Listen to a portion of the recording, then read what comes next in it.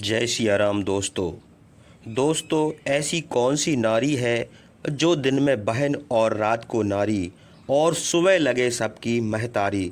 दोस्तों, यह पहेली सुनकर के शायद आप चौंक गए होंगे। आप सोच रहे होंगे कि भला ऐसी कौन सी नारी हो सकती है जो दिन में बहन और रात को नारी और सुबह लगे सबकी महतारी। लेकिन यह पूरी तरह से सत्य है। दोस्तों, यह पहेली अपने आप में धर्म, कर्म और निष्ठा को समेटे हुए है। दोस्तों, हम पहेली का उत्तर हम आपको महाभारत के एक रोचक प्रसंग से देंगे और इस प्रसंग को सुनने के बाद आपको इस पहेली का मर्म पूरी तरह से समझ में आ जाएगा। दोस्तों, इस पूरी कहानी को सुनने के लिए और आपको इस पहेली का उत्तर जानने के लिए हमारे साथ वीडियो के अंत तक बने रहना होगा। दोस्तों, राजा भरत के 5 बेटे थे। जब वे बड़े हुए तो भरत ने उन सब पर विचार करने के बाद यह निष्कर्ष निकाला कि वह अच्छे राजा नहीं बन सकते। पहली बार किसी राजा ने ऐसी समझदारी की बात की थी कि सिर्फ राजा का बेटा होना राजा बनने के लिए काफ़ी नहीं है। उन्होंने यह निश्चित किया कि सिर्फ राजा के घर पैदा होने से कोई राजा बनने के योग्य नहीं हो जाता।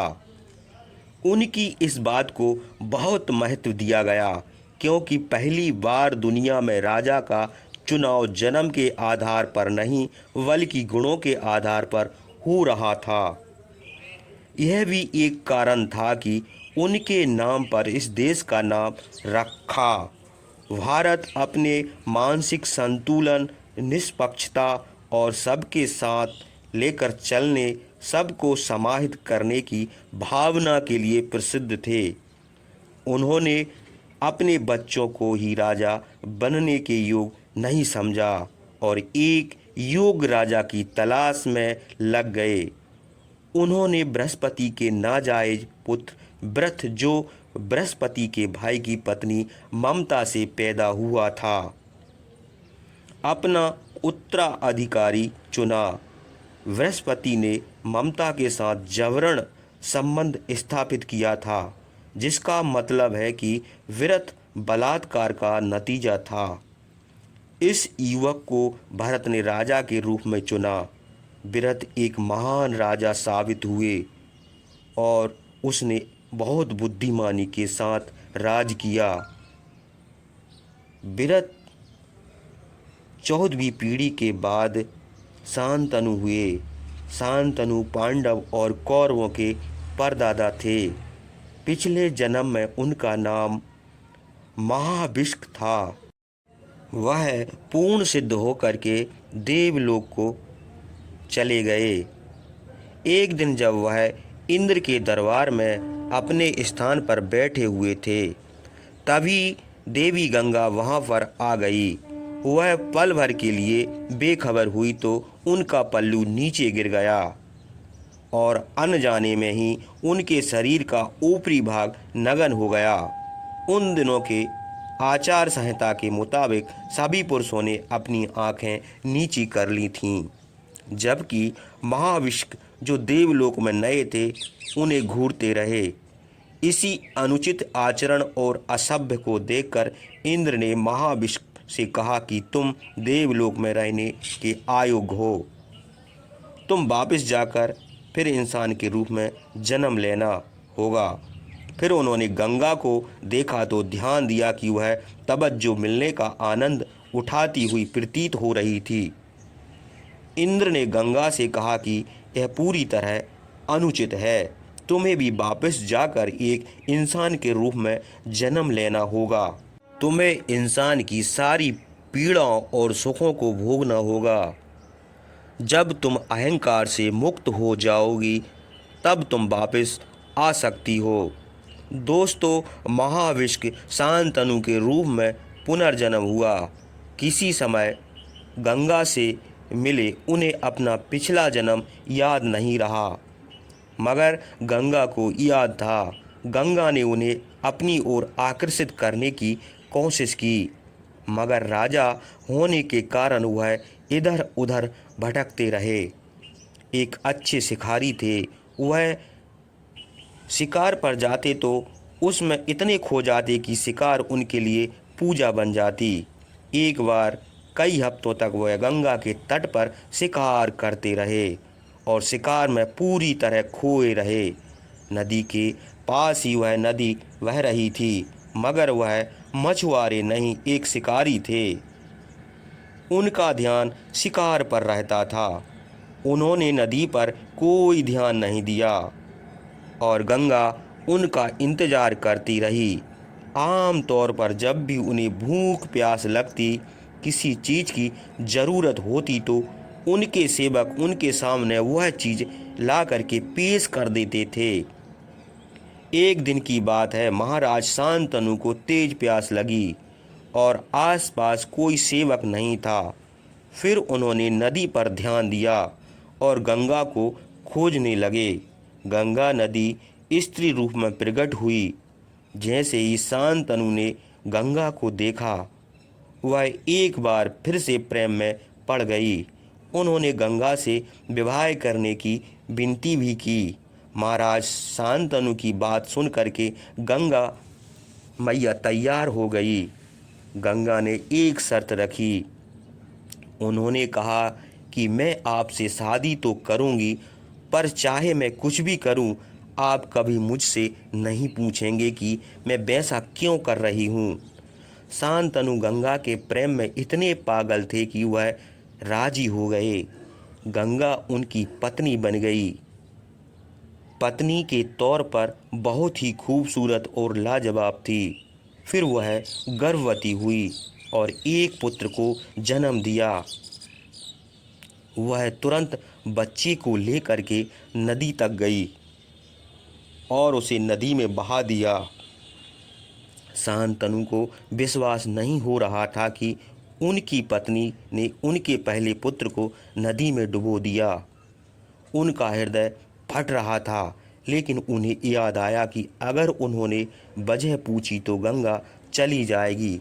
जो शख्स पहले और प्रेम में जुड़ता रहा था, वह दुख से जुड़ गया और अपनी पत्नी से डरने लगा, मगर फिर भी वह गंगा से बहुत प्रेम करता रहा। दोनों साथ साथ रहते। गंगा ने एक और पुत्र को कुछ दिनों के बाद जन्म दिया। वह बिना भी एक शब्द बोले जा कर के बच्चे को नदी में डुबो आई। महाराज शांतनु यह सब देख करके पागल हो उठे। उनसे बर्दाश्त नहीं हो रहा था, मगर वह जानते थे कि उन्होंने एक भी शब्द कहा तो गंगा चली जाएगी। दूसरे बच्चे, तीसरे बच्चे से लेकर के 7वें बच्चे तक की सिलसिला यही रहा। महाराज शांतनु बुरी तरह से आकिंचित हो गए। वह अपनी पत्नी के खौफ को देखकर वो भी खूब खाने लगे। वह उनके नवजात शिशुओं को नदी में डुबो दे रही थी। जब 8वें बच्चे का जन्म हुआ तो महाराज शांतनु असहाय की तरह गंगा के पीछे पीछे नदी तक पहुंच गए। जब वह बच्चे को डुबोने ही वाली थी कि शांतनु ने जाकर के बच्चे को छीन लिया और कहने लगे कि अब बहुत हो गया, तुम ये अमानवीय हरकत क्यों कर रही हो। गंगा बोली, आपने शर्त तो तोड़ दी, अब मुझे जाना होगा, मगर जाने से पहले मैं आपको कारण जरूर बता करके जाऊंगी। आपने वशिष्ठ ऋषि के बारे में सुना होगा। वशिष्ठ अपने आश्रम में रहते थे और उनके पास एक नंदिनी नाम की गाय थी, जिसमें दैवीय गुण थे। एक दिन 8 वसु अपनी पत्नियों के साथ विमानों पर बैठकर पृथ्वी पर छुट्टियां मनाने के लिए गए थे। महाराज वशिष्ठ के आश्रम से गुजरे और उन्होंने अविश्वसनीय देवगुणों वाली नंदिनी गाय को देखा। एक वसु प्रभास की पत्नी ने कहा कि मुझे वह गाय चाहिए। प्रवास ने बिना सोचे समझे कहा, चलो वह गाय लेकर के आते हैं। एक दो वहुओं ने कहा, मगर वह हमारी गाय नहीं है, एक ऋषि की गाय है, हमें इसे नहीं लेना चाहिए। फिरवास की पत्नी ने जवाब दिया कि कायर बहाने खोजते हैं, तुम गाय नहीं ला सकते, इसलिए धर्म को बीच में ला रहे हो। फिरवास को अपनी मर्दानगी याद आ गई। उसने अपने साथियों की मदद से गाय को चुराने की कोशिश की। जैसे ही वशिष्ठ को पता चला कि उनकी प्रिय गाय को चुराया जा रहा है, उन्होंने बसुकी को पकड़ लिया और बोली कि ऐसा काम करने की तुम्हारी हिम्मत कैसे हुई? तुम लोग अतिथि बन कर के आए, हमने तुम्हारी इतनी खातिरदारी की और तुम मेरी ही गाय को चुराना चाहते हो। उन्होंने बसुओं को श्राप दे दिया कि तुम लोग इंसानों के रूप में जन्म लोगे और उनके साथ आने वाली सभी सीमाओं में बंद कर रहोगे। तुम्हारे पंख कतर दिए जाएंगे जिससे तुम उड़ नहीं सकोगे। तुम्हें इस धरती पर जीवन बिताना होगा। तुम्हें बाकी इंसानों की तरह पैदा होना और मरना होगा। जब वसुओं को पता चला कि माँ गंगा देवलोक में है, मुझे इंसान के रूप में धरती पर जाने का श्राप मिला है, तो आठों वसु ने मुझसे प्रार्थना की। उन्होंने कहा कि कुछ ऐसा कीजिए कि हम आपके गर्भ से पैदा हों और इस धरती पर हमारा जीवन जितना हो सके उतना छोटा हो। गंगा ने अंत में शांतनु से कहा, मैं इनकी इच्छा को पूरी कर रही थी, इस धरती पर पैदा हो मगर उन्हें यहाँ जीवन बिताना ना पड़े। वह जल्दी से जल्दी श्राप से मुक्त होना चाहते थे, इसलिए मैंने सातों को लंबा जीवन जीने से बचा लिया, लेकिन आठवें का जीवन आपने बचा लिया। जो प्रभास जिसका इस चोरी में मुख्य हाथ था, शायद इसे इस धरती पर लंबा जीवन जीना होगा। वह अभी शिशु है, इसलिए मैं उसे अपने साथ ले जा रही हूँ और 16 साल का होने पर मैं उसे आपके पास वापस लेकर आ जाऊंगी। उससे पहले मैं यह निश्चित करूंगी कि यह एक अच्छा राजा बनने के लिए उसे जो कुछ भी जानना चाहिए सबकी शिक्षा उसे मिल सके। गंगा बच्चे को लेकर के चली गई। शांतनु उदासीन और खोए हुए रहने लगे। वह राज्य में दिलचस्प खो बैठे। कभी महान राजा रहा इंसान एक निराश और हताश व्यक्ति बन चुका था। वह निराश होकर के इधर उधर भटकने लगा। उन्हें समझ में नहीं आ रहा था कि वह क्या करे। इसी तरह से 16 साल बीत गए। गंगा ने उन दोनों के पुत्र देवव्रत को ला करके शांतनु को सौंप दिया। देवव्रत ने खुद परशुराम से तीरंदाजी सीखी और बृहस्पति से वेदों का ज्ञान प्राप्त किया। उसने सबसे काबिल गुरुओं से हर चीज़ की शिक्षा प्राप्त की और अब वह राजा बनने के लिए तैयार था। जब शांतनु ने इस भरे पूरे युवक को देखा जो बड़ी जिम्मेदारियां संभालने के लिए तैयार था, तो उनकी निराशा दूर हो गई और उन्होंने बहुत प्यार और उत्साह से अपने बेटे को अपनाया। उन्होंने देवव्रत को युवराज यानी भावी राजा बना दिया। देवव्रत ने बहुत अच्छी तरह से राजपाट को संभाल लिया और शांतनु फिर से स्वतंत्र और प्रसन्न हो गए और वह फिर से शिकार पर जाने लगे और फिर प्रेम में पड़ गए। दोस्तों, अब आइए पहेली पर आते हैं। दिन में बहन, रात को नारी, सुबह लगे सबकी महतारी। दोस्तों, ये तीनों रूप माँ गंगा के ही हैं। दिन में माँ गंगा की धारा निरंतर बहती है और अपने जल को सबको लाभान्वित करती है। माँ गंगा का प्रवाह कभी नहीं रुकता, वह निरंतर बहता रहता है। गंगा के जल से प्यासे जीव जंतु अपनी प्यास बुझाते हैं। किसान अपने खेतों की सिंचाई करते हैं और अन्न का उत्पादन करते हैं। दिन में माँ गंगा का यह प्रवाह वहन उनके बहने वाले रूप को दर्शाता है।